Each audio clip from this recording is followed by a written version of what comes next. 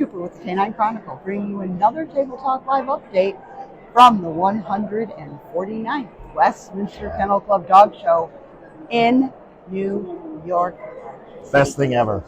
Can you even?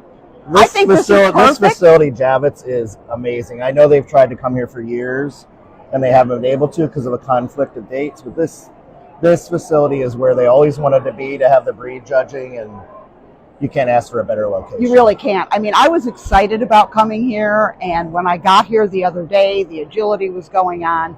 I've never been in this building. Sure. So I thought to myself, huge oh my trade God. show venue. So perfect.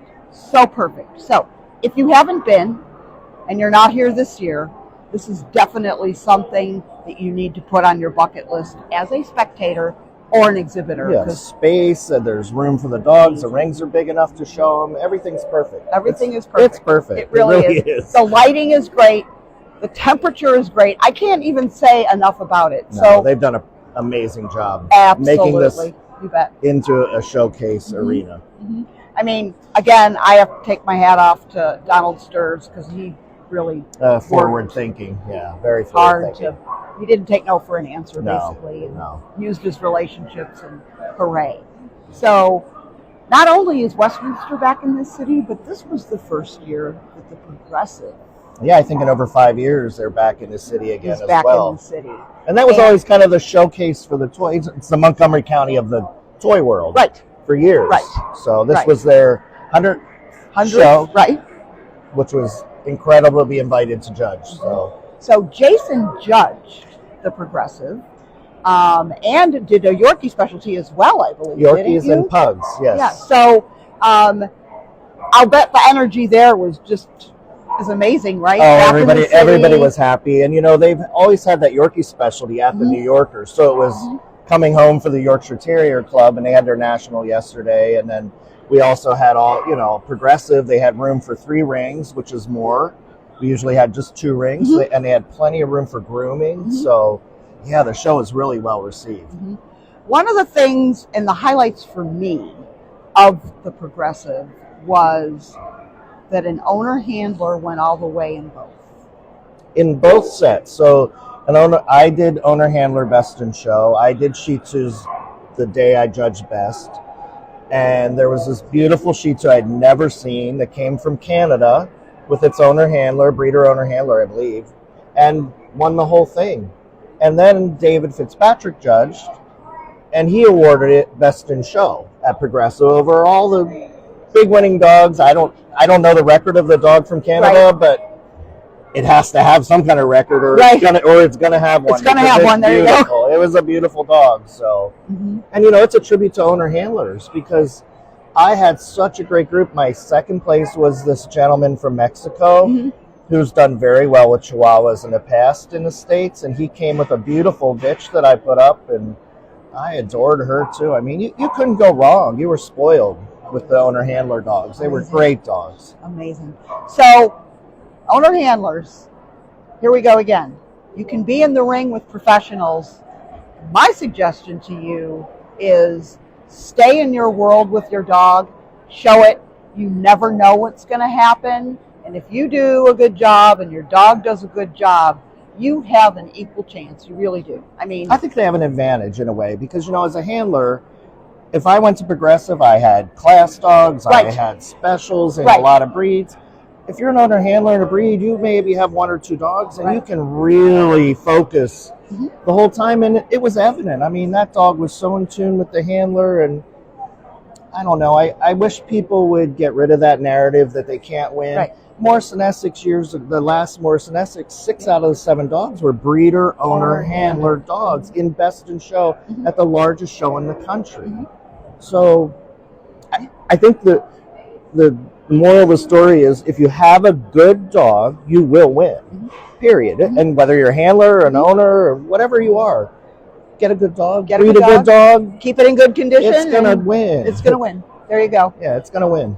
One more thing we need to talk about, because you are the voice of the nighttime Westminster Kennel Club Dog Show coverage. Yeah, they're letting me go alone with Chris Myers, the Fox announcer. So we're doing the coverage tonight and tomorrow night for the groups and Best in Show. So I'm excited about that.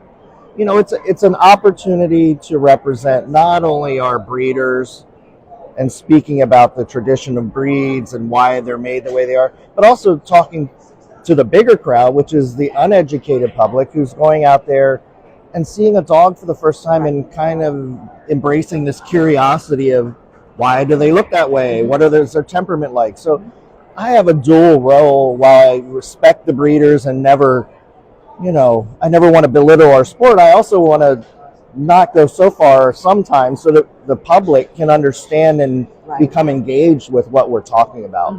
And, Westminster's history is so important. This is a showcase show that America sees. So we have to really realize that we're educating the public here. Right. It's so important. And that's where my real goal is, to bring new fanciers in. And and you're there to kind of help Chris not, Yeah, Chris comes in with he actually comes at me with the questions. Sure. Being not a non-dog person per se. Right. He can ask me the questions that he sees in the ring and say, why is that handler doing that? Or why is that dog built that way? Why are there hip bones on an Afghan? Right.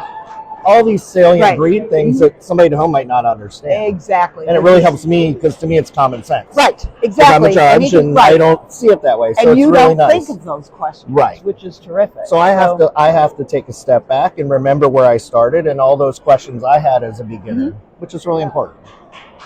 You make it look easy. Is it easy? No. I think the hardest part is I know the responsibility that I have, and I try never to make a mistake. We all do. We make mistakes when we're commentating. Maybe a wrong name, or or we just misspeak sometimes. And I wish our dog public would be a little softer about mistakes. I mean, sometimes you just say the wrong thing, and I have about 22 seconds to relay a whole history of a breed and important breed facts, and it's really hard. It's rapid fire. So it's a challenge, but I love it. I love doing it. It's great. You make it look easy.